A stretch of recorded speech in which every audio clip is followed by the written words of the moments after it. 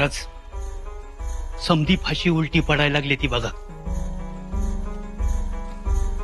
तो दिलेर खान वरवर जरी दाखवत नसला तर आतनं लय चिडलेला आहे.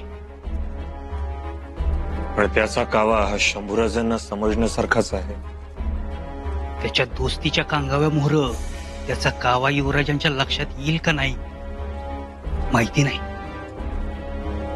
आणि बहादूर खान?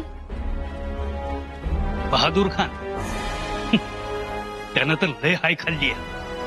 आणि तिथं असलेले मराठी सरदार बी लय खुश झालेत की कुणीतरी बहादूर गडात घुसून बहादूर खानाचीच पगडी उडवली म्हणून. पण काय की औरंगजेब लय लाले लाल झालाय. आपल्या दूध भावावर शंभूराजे तलवार उगारतो हे ऐकून तो लय चिडलाय महाराज. तो चिडणारच. त्यानं तातडीनं बहादूर गडाकडे खलिता पाठवलाय. मजकूर माहिती नाही महाराज. काय मजकूर असेल? काय हुकूम करेल औरंगजेब? मी आपली माणसं पेरलेत तिथं, पण त्या खलित्यातला मजकूर अजून काय फुटला नाही. महाराज, सोनबाई, शत्रूच्या मनात काय चाललंय याचाही अंदाज एक वेळ बांधता येईल, पण सैतानाच्या डोक्यात काय शिस्त आहे त्याचा अंदाज बांधणं मात्र महाकठीण. अर्थ युवराजांना धोका निर्माण होणार? बहिर्जी, शंभूराजांना एक गुप्त खलिता पाठवावा. जी. तो बहादूर खान मूर्ख आहे. त्याला आम्ही अगोदरच बेळगावचा शहाणा बनवलाय. शंभूराजांना खरा धोका आहे तो दिलेर खानापासून. त्यानं म्हणावं सावध असा. जी महाराज.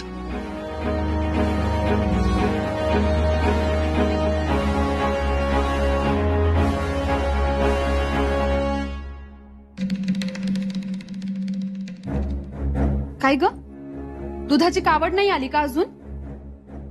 बर, आली की त्या चरव्या घे आणि चुलीवर ठेव. दादासाहेब तालमीला जातात, त्यांना दूध लागतं म्हणून संध्याकाळचा रतीब लावलाय. ही काय आली की दुधाची कावड?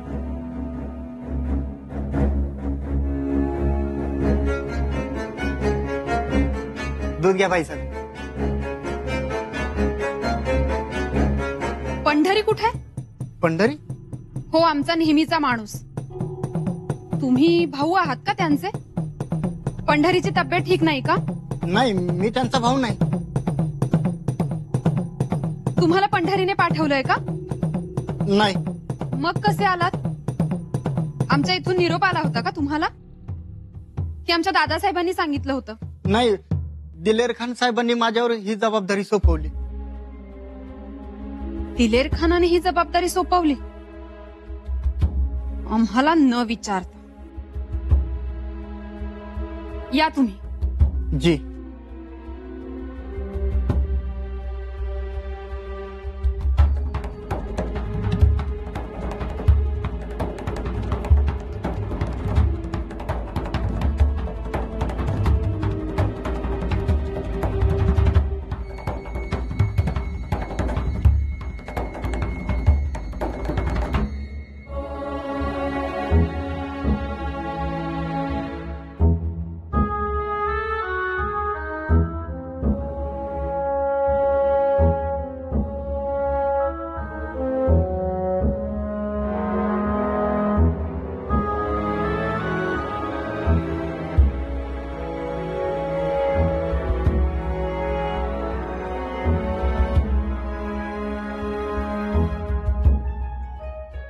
काहीतरी गडबड आहे. आपला नेहमीचा पुजारी गायब झालाय. गेला कुठं म्हणायचं?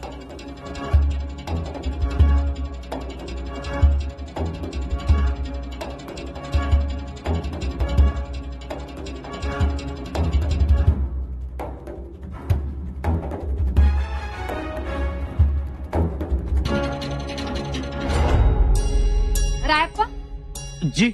आम्ही पांढऱ्यांच्या आईंना भेटून येतो. चला, म्या बी येतो बरोबर. तू? होय, तुम्ही मोर चला, म्या हाय मागोमाग. नको, इथे जवळच तर जायचं आहे. पांढऱ्या सरदाराचं घर लांब कुठे? लांब आणि जवळ गनिमांच्या गळ्यात दोन्ही बी सारखं. चला. नको रायप्पा. अहो एक वेळ खाया देऊ नका, पण बरोबर यायला नाही म्हणू नका. धन्यासनी समजलं तर लय बोल हनतील. आम्ही सांगतो त्यांना. तू दादासाहेबांवरच लक्ष ठेव. अहो पण रायप्पा, कट्यार आणि खंजीर दोन्ही आहेत बरोबर. आणि इथून पुढे गेलं की मराठी सरदारांची घरं लागतात. नको काळजी करू. येतो.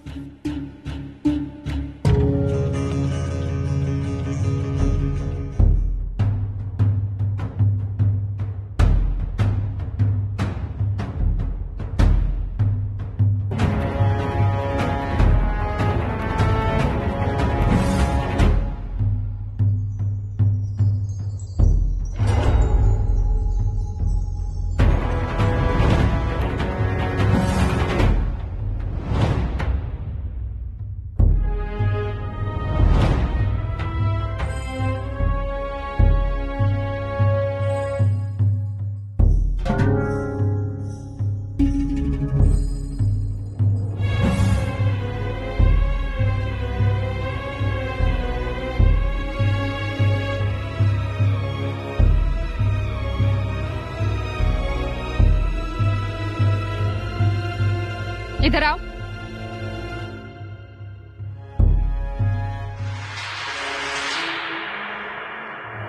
कौन हो तुम? हम राबिया है हुजूर. हमारा पीछा क्यों कर रही हो? नहीं राजकुमारी, हम आपका पीछा नहीं कर रहे. दिलेर खान साहब ने हमें आपकी हिफाजत के लिए रखा है. हम आपके बांदी है हुजूर. हमें ना तो तुम्हारी हिफाजत की जरूरत है और ना ही तुम्हारी. निकलो. खान साहब गुस्सा हो जाएंगे हुजूर. हम बात करेंगे उनसे. हुजूर, अब कोई फायदा नहीं. अब हम हमेशा आपके साथ रहेंगे. अनाजी पंत, आपण आमच्या विश्वासातले आहात हे ठाऊक आहेच आपल्याला. हे तर आमचं परमभाग्य. गडावरचं वातावरण, सध्या निर्माण झालेली परिस्थिती ही अत्यंत गंभीर आहे. याची पुरेपूर कल्पना आहे आम्हास. कल्पना आहे, पण हवं तेवढं लक्ष ठेवताय असं मात्र आम्हाला जाणवत नाही. महाराणी साहेब, माफी असावी, परंतु गडावर अनोळखी लोकांचा वावर होत आहे असं आढळून आलंय आम्हाला. अनोळखी माणसं? नाही नाही महाराणी साहेब, आपली काहीतरी गफलत तर होत नाही ना? गफलत आमची नाही, आपली होती. आम्ही योग्य तेच बोलतो हे ठाऊक आहेच आपल्याला. हो, म्हणजे गडावर अनोळखी माणसं येतात, राजरोजपणे कुलमुखत्यारांना भेटतात. कुलमुखत्यारांच्या सदरेवर खलबत सुरू असतात. महाराणी साहेब, कुलमुखत्यारांकडे लोक येतच असतात. आपण त्यांना अडवू शकत नाही. निदान लक्ष तर ठेवू शकता. हो, लक्ष ठेवू शकतो, परंतु याच्या मागचा उद्देश? आम्हाला शंका आहे की बहादूर गडावरची माहिती ही युवराज्ञींना मिळत असते आणि गडावरच्या खबरा या बहादूर गडापर्यंत पोहोचत असतात. मेतकूट जमू लागलंय. मेतकूट? बापरे, त्यांचं मेतकूट म्हणजे आपल्यासाठी कालाकूट. कालाकूट. आत्ता बरोबर बोलताय. आणि हेच थांबायला हवं. या कालाकूट विषामुळे आपल्या अंगाची लाही लाही होईल, नाही तर हे आपल्याला थांबवायलाच हवं. खरं सांगायचं तर ही गोष्ट आमच्या वकुबा बाहेरची आहे. पंत, हे तुम्ही बोलताय? हो, कुलमुखत्यार आहेत त्या. त्यांचा अधिकार मोठा आहे. आम्ही सुद्धा अधिकारानं लहान नाही. महाराणी आहोत आम्ही. माफी असावी महाराणी साहेब. आता यापुढे आपण फक्त आज्ञा करावी. आज्ञा हीच की आम्हाला स्वराज्यद्रोह करणाऱ्यांशी युवराज्ञींच्या असलेल्या संधानाचे ठोस पुरावे पाहिजे आहेत. अनाजी पंत. महाराणी साहेब, खरं बोलू? आता यापुढे खरंच बोला. दरबारातली दरबारी भाषा आमच्या पुढे नकोच. महाराणी साहेब, शंभूराजांचा विषय आम्ही आमच्यासाठी आधीच बंद केलाय. म्हणजे आमच्यासाठी आता युवराज म्हणून फक्त राजाराम राजेच. हेच आपल्या मनातलं साध्य करायचं असेल तर आम्ही सांगतो ते करा. राहुजी पंत जी, बाहेरून येणाऱ्या माणसांवर लक्ष ठेवा. आमच्या हाती ठोस पुरावा आणून द्या, म्हणजे तोच महाराजांसमोर नेऊन ठेवता येईल. जशी आपली आज्ञा. राहुजी, तुम्ही गडावरील पहारा कडेकोट करतो. यापुढे गडावर मुंगीही शिरणार नाही याची काळजी घेतो मी.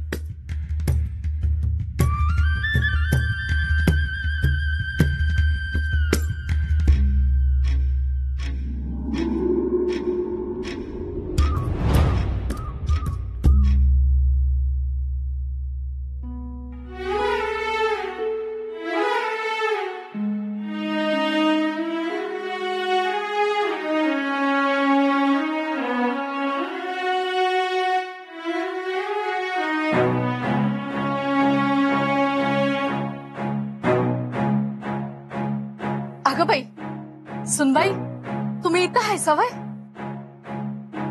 काय ग धारात? एक विचारायचं होतं. काजळ पाडू का बाळा साठणं? हो.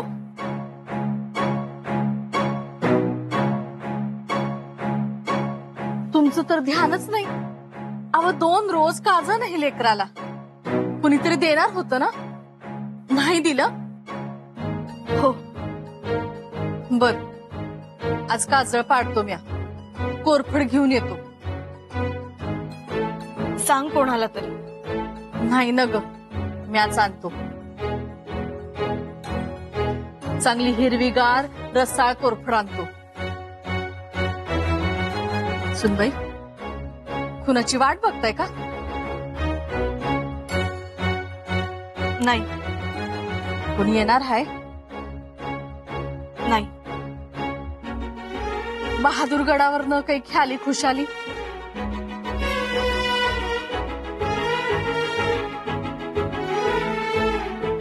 बर, मी येतो कोरफड घेऊन. तुमचं चित्त काय आज थाऱ्यावर दिसत नाही.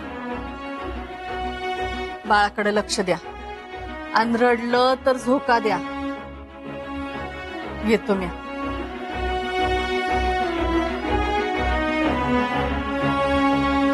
तुला सांगितलं ना एकदा? अहो, तुमचं म्हणणं पटतंय मला, पण माझं आतमध्ये जाणं बी जरुरीचं आहे. अरे मी का नाही म्हटलू का, पण तसं आतमध्ये सोडता येत नाही. या कोण आहे ते कळलं तर? अरे कुणी का असो ना, महाराजांचा पाहुणा असो नाही तर रावळा असो, तसं आतमध्ये जाता येत नाही. कागद, चिठ्ठी, खलिता, पुणे अंमलदाराचा दस्तूर आहे का तुमच्याकडं? अहो होता ना, समद होता येताना. पर वाटेत भाकरी खाया थांबलो आणि तिथं ती सरलो. परत गेलो तर ती जागाच गावली नाही. म्हणून नाही तर काय, जबाब चालत नाही तर रायगड आहे हो. अहो ते ठाव आहे मला बी, पर सुरलीस पण ते येत आहेत.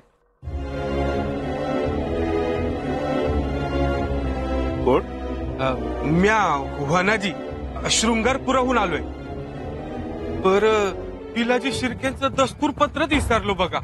आता आली का पिलामत, आणि हे बी आज सोडत नाहीत. शृंगारपुराहून आलाय? जी पंत. कुणाला भेटायचंय? युवराजनींना निरोप द्यायचा आणि लगेच जायचं आहे. मानाजी, त्यांची पूर्ण नोंद घ्या. नाव गाव विचारा, याच्याकडे काय आहे ते तपासा. भेट होऊ द्या, मग याला थांबवून घ्या. युवराजनी दुजोरा दिला की मगच सोडा. म्हणजे तसं मला जायचं नव्हतं. म्हणजे माझ्या संग आणखीन एक माणूस आहे, तो आणि मी जाणार होतो. मी आता त्याच्या संग फक्त सिंहासनाला मुजरा करायला आलो होतो. मग तो कुठे आहे? तो पायतुडच होता. मी आलोच बघून. इथंच होता. आता आलोच. हा, शाब्बास मानाजी, नीट लक्ष ठेवा. दस्तूर पत्र बघितल्याशिवाय कुणालाही आत सोडू नका. जी पंत. तुम्ही आलात आणि गेला माघारी. आता परत आला तर सरळ जेरबंदच करा. जी.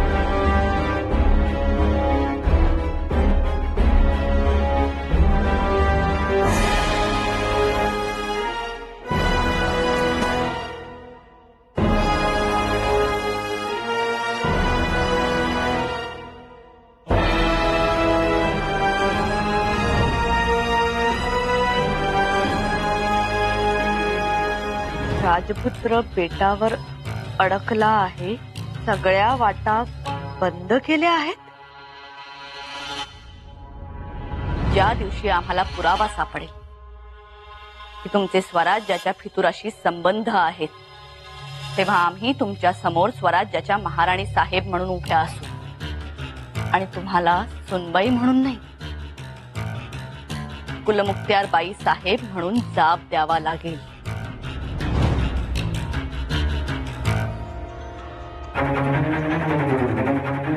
एवढं दचकायला काय झालं? अहो आम्हीच तर आहोत. तुम्ही आहात म्हणूनच. मतलब? मातोश्री, दासींची सेवकांची काही वर्दी मिळाली नाही. अचानक अशा समोर आलात म्हणून दचकलात? नाही म्हणजे तसंही नाही. आमच्याऐवजी दुसऱ्या कोणाची वाट बघत होतात तुम्ही?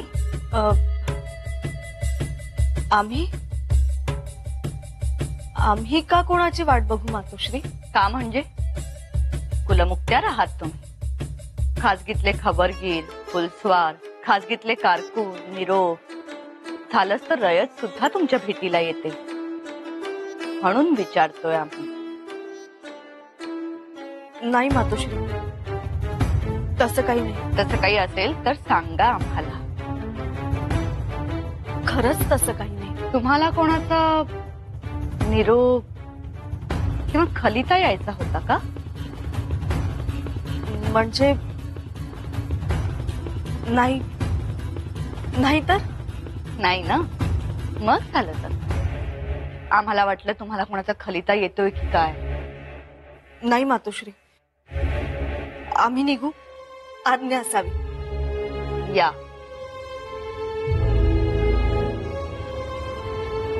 तुम्ही या दिशेला निघाला होतात ना?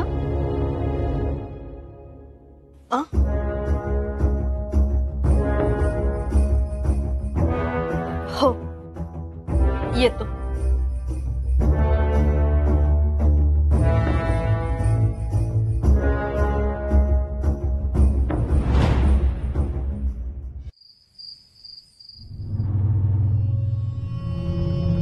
दादासाहेब, अक्कासाहेब आपल्या खिलाफ काही गोष्टी नियोजनबद्ध रीतीने घडतायत. म्हणजे तुम्हाला चाहूल लागली तर? हो. आपला खबरगीर देवळातला पुजारी गायब आहे, दूध देणारा गवळी गायब आहे. त्याच्या जागी वेगळीच अनोळखी माणसं दिसायला लागलीत. हो, आम्ही दूधवाल्याला विचारलं तर तो म्हणाला त्याची नेमणूक दिलेर खानाने केली आहे. याचा अर्थ आपली विश्वासू माणसं दिलेर खानाच्या ताब्यात असणार. कदाचित. आज आमचा सुद्धा पाठलाग करण्यात आला. तुमचा? ज्योताजी रायप्पा कुठे होते? आम्ही पांढरे सरदारांच्या आईंना भेटायला गेलो होतो. तेव्हा एक बुरकाधारी बाई आमचा पाठलाग करत होती. साहेब, याचा अर्थ आपणच गाफील आहोत. आणि तो बहादूर खान काही आता गप्प बसणार नाही.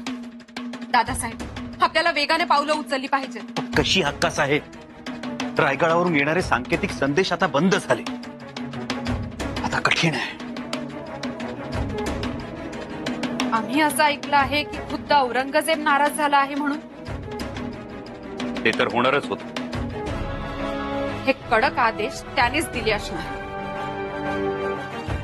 हक्कासाहेब, ते आम्ही गृहीत धरलेलंच होतं. पण आता वेगळाच पेच उभा राहिलाय.